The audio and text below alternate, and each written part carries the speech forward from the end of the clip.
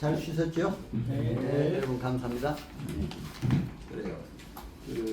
이제 행위사 이제 행위사법의 업무에 관한 거 좀 중요한 것만 몇 가지 얘기하고 또 지령도 좀 받고 이렇게 하도록 하겠습니다. 뭐 행위사 제도가 생긴 거 이런 거는 뭐 역사적인 거에 뭐 여러분들이 어느 자료나 여러분 그런 자료도 나오고 또 제가 그 교재 편찬위원회 들어갔을 때도 많이 넣었어요. 그러니까 참고를 하시고 이런 거 좀 보시고 행사법의 이제 그 개정 주요 내용도 뭐 지난번에 개정된 건 원래는 이제 그 법인제도가 없었어요. 초창기에는. 근데 법인제도가 이제 생겼죠. 그러니까 이제 행정사 법인을 설립할 수 있도록 종전에는 합동 사무소만 있어요. 저도 합동 사무소로 처음에 출발했어요. 그러니까 참고를 하시고 지금은 이제 법인으로 사실은 다른 자회사도 전부 법인 있잖아요. 세무법인, 법무법인 뭐 다 있잖아요. 그러니까 행정법인, 행정사보다 이렇게 법인 제도가 있다는 것을 참고로 하시고 여러분들 해주시면 되겠습니다.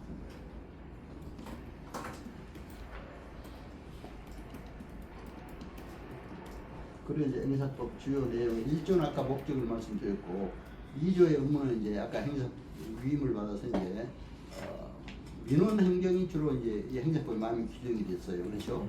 민원 행정. 그러니까 이제 별 민원 행정이 다 있죠. 예를 들면 뭐 내용 증명을 써준다든가 아니면 또 어디. 그런데 이제 고소고발 문제는 경찰관들은 사실 전문가인데 그걸 가지고 또 좀 논쟁이 있어요. 뭐 행정사가 고소고발 써야 된다 안 써야 된다 그러니까 그런 건 여러분들이 참고로. 그러나 개인은 누구나 할 수 있다. 그러니까 여러분들 인도해주면 되잖아요. 그렇죠?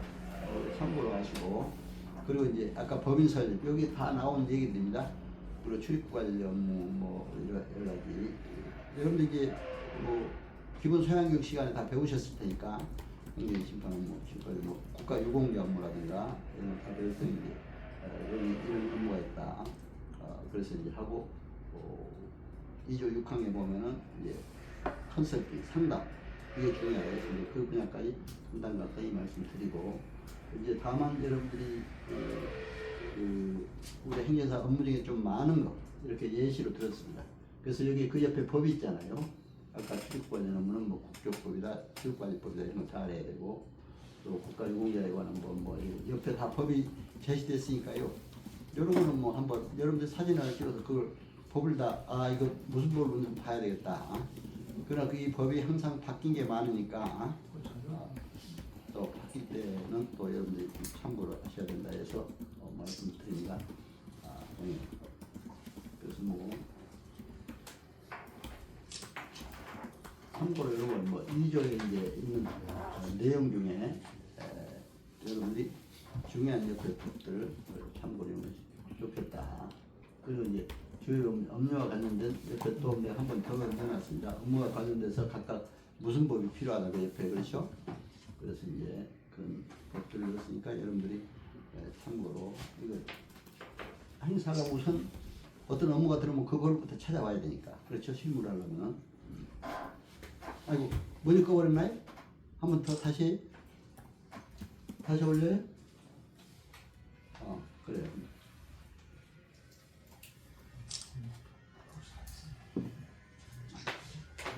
그리고 사실은 여러분 행사법 딱 인터넷도 들어가서 나서 다 나와요. 그렇죠? 그러나 이제 이런 거는 잘 정리 안 해줬죠. 그렇지 않아요? 법에는 나오는데 이렇게 정리는 안 해놨으니까 정리한 걸 하나 알 필요가 있다는 말씀드립니다. 주요 법령 또 이제 행정사 업무 범위 아까 뭐 주요 업무는 그렇습니다만 우리가 이제 해야 될 업무가 있고 또 할 수 없는 업무. 아까 뭐 되게 설명을 했습니다. 변호사 업무라든가 뭐 기타 뭐 세무사 다른 자격사 업무는 우리가 해서는 안 되니까 그리고 행사법에 규정된 내용의 업무를 중심으로 한다. 여러분들이 참고로 그걸 하시면 되고 행사의 의무와 책임 아까도 얘기했지만 우리는 아주 성실의 의무로서 항상 직업윤리도 이건 나와요. 그런데 제가 직업윤리 강의하다 보니까 민법 2조에 신의성실의 원칙이 있어요. 이 신의성실의 원칙, 그러니까 민법이 각 직업윤리에 다 들어가 있더라고요. 변호사법이 변호사 직업윤리, 신의성실의 원칙이 신의적으로 성실하게 해줘야 한다. 그렇죠? 행정사도 마침 그렇게 해야 돼요. 그리고 이제 뭐 별사, 세무사, 회계사 뭐 다 그렇게 노무사 이렇게 이 신성실의 원칙 다 규정이 되어 있습니다. 이제 그러니까 참고로 여러분들이 아시고 우리 행정사도 그렇다. 그런데 이제 사실 그렇더라고요.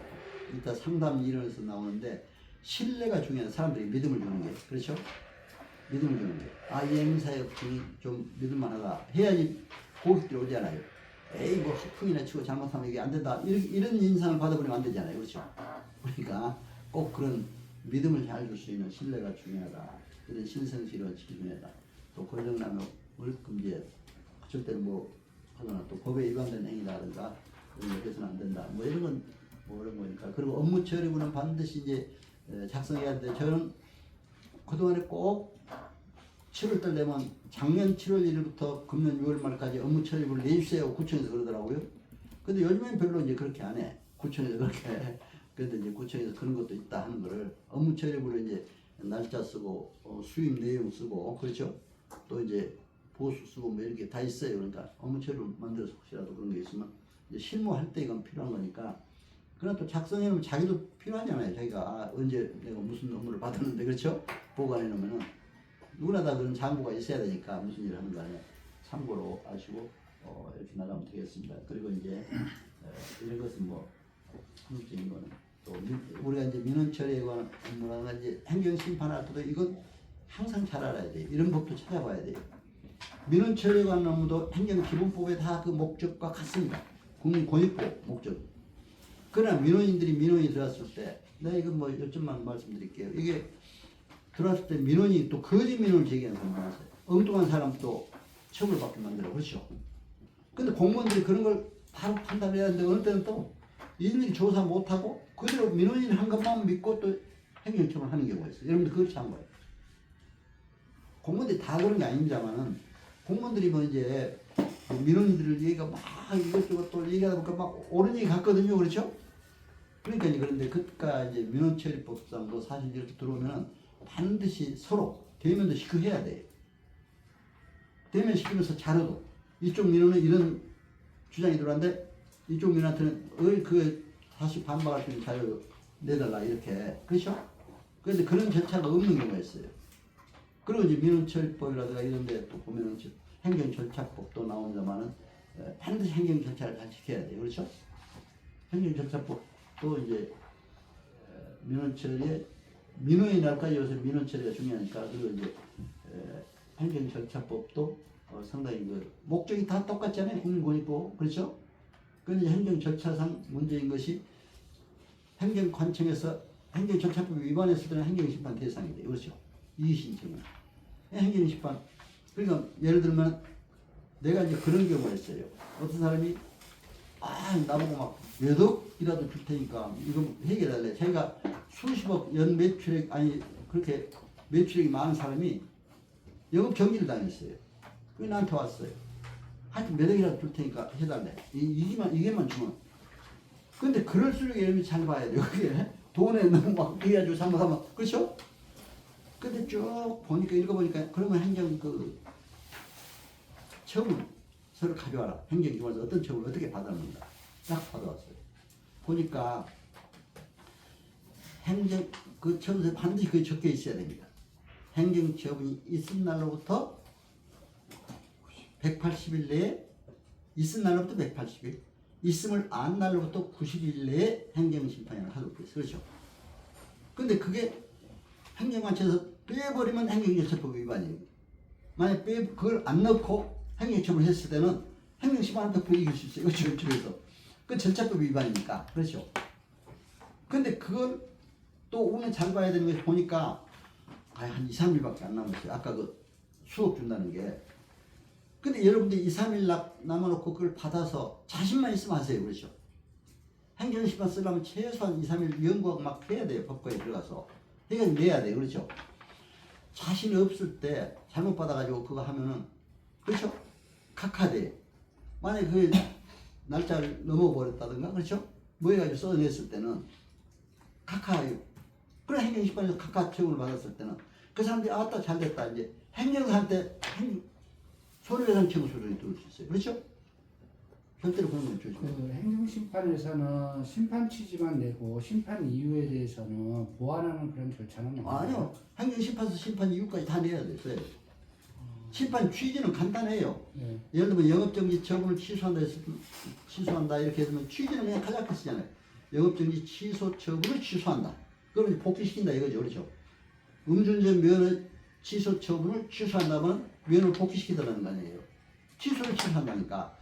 취지는 그렇게 하고 전국 원인에서는 이제 다 잘 써줘야 돼요. 왜냐면 처음에는 사실관계, 육하원칙에 따라서 몇 월 며칠 나는 어느 구청으로부터 어떤 행정처분을 받았다. 그렇죠? 그런데 그 다음에 법률관계. 법적으로 이게 위반은 안 된다. 권력남용을 했느냐, 아까 신의생실의 원칙 위반했느냐, 헌법 위반되느냐, 국민의 권익보호 위반했느냐, 그렇죠? 이런 거 잘 써줘야 돼. 위법성이 없느냐, 아까 행정법의 기본 원칙에, 그 다음에 권력남용이 되지 않았느냐, 혹시 또 적극 행정이 위반되지 않았느냐, 그렇죠? 적극적으로 잘해야 되는데 이 사람이 무사한 일하게 그냥 그쪽 잘못하면 다른 민원만 그냥 오는 대로만 그냥 검토하지도 않고 했다, 처분했다, 그렇죠? 그런 걸 잘 검토해서 그게 이제 행정처분의 그 취지요 또 원인이 되는 원인. 취지는 간단하고 그렇죠? 그러니까 이제 원인 문제를 잘 써줘야 돼요. 그 다음에 마지막 사실론 관계에서 또 음주운전 면허증인데 개인적인 사정도 좀 써주는 게 좋아요. 아, 내가 이 음주운전 면허 지금 우리 가정을 참 면허에서 돈 벌어서 가정을 돌봐야 되는데 이거 큰일 났습니다. 우리 노부모 모시고 계시고 뭐 이렇게 자기 어떤 사람은 또 그래요. 자기 또 가족은 아프고 이렇게 하는데 이게 운전 못하면 나는 가족을 다 모아야 된다. 이런 사정을 쓰면 그것도 어느 정도 받아들여져요. 그런데 100% 받아지는 건 아니고 잘 이제 참고도 해야죠. 그래서 그것도 또 거기 증거도 내야죠. 진단서니 그렇죠? 그러니까 이제 참고로 그런 걸 일단. 교수님, 제가 이제 질문드린 취지는 이런 겁니다. 시간이 없을 경우에 의뢰를 받았으면요, 검토할 시간이 부족하잖아요. 그러면 법정 요건만 일반 형식적으로 맞춰서 넣어주고, 지금 교수님이 말씀하시는 그러한 내용의 서류는 추가적으로 제출해도 되느냐, 아니면 그런 절차가 인정이 되느냐, 그걸 여쭤보고. 아니 그러니까 최소한 그걸 써줘야죠. 전국 취지, 당사자에 대한 거 누구다, 당사자가 누구다. 그리고 청구 원인에 가서 그러니까 소송에서 청구 취지 청구 원인 있잖아요. 얘도 심판 취지 청구 원인 있잖아요.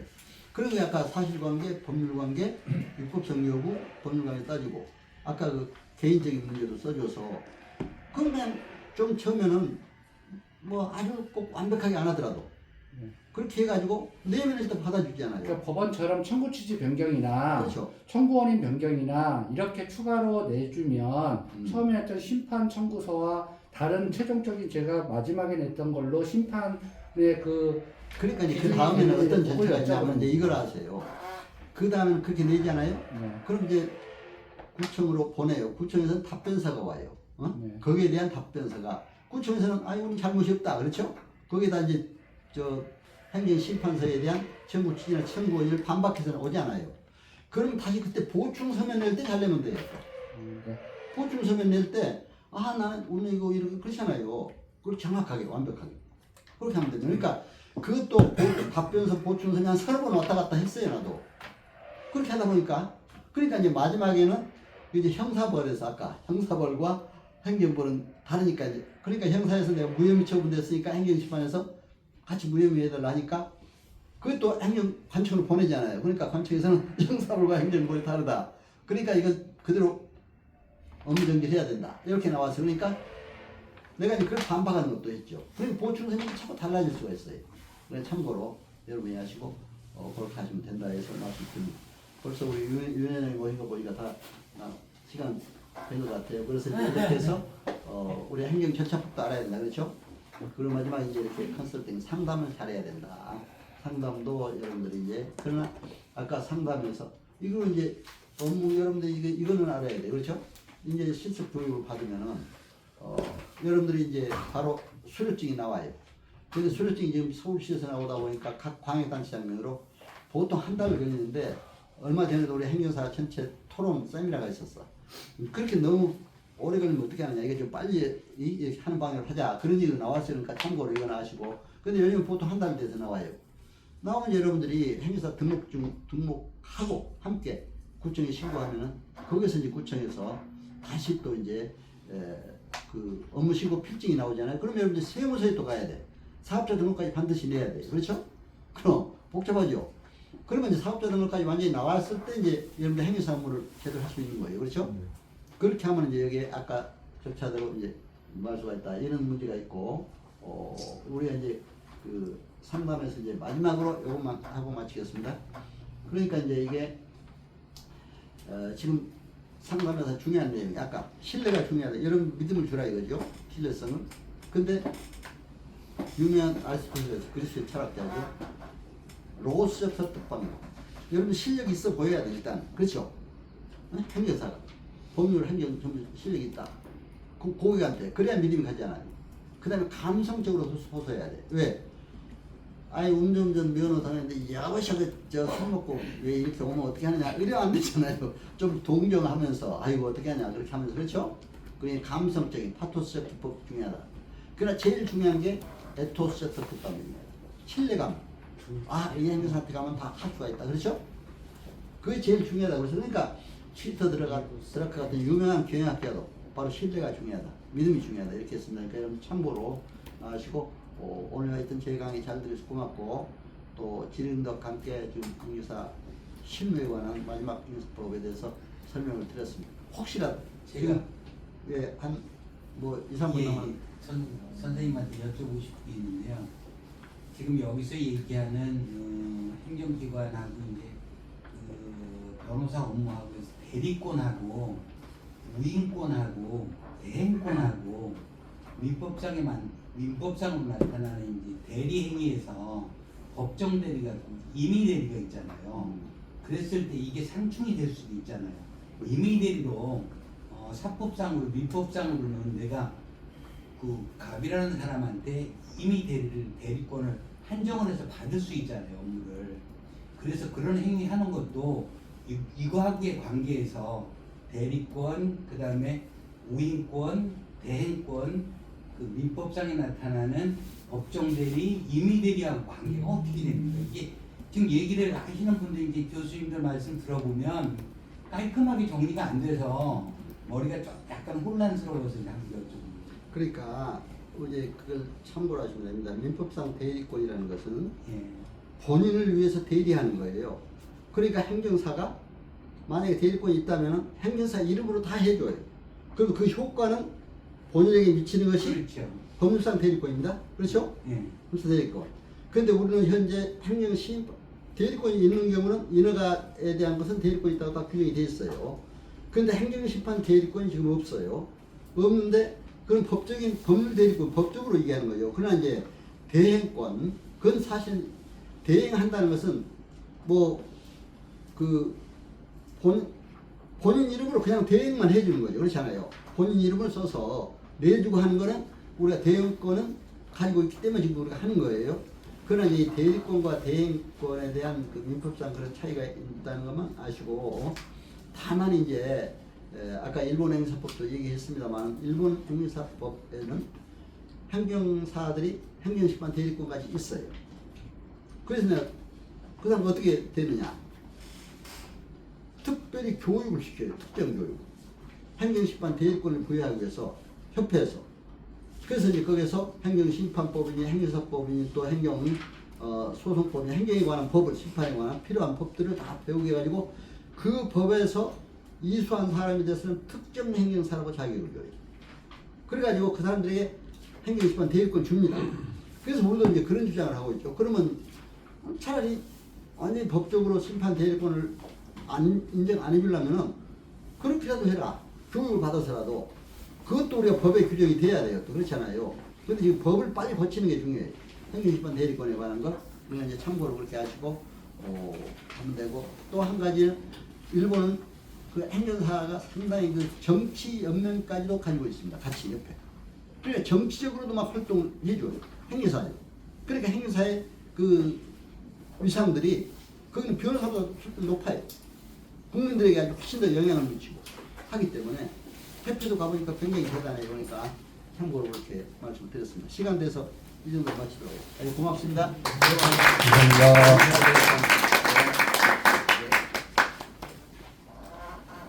어디까지? 요거는 끝내?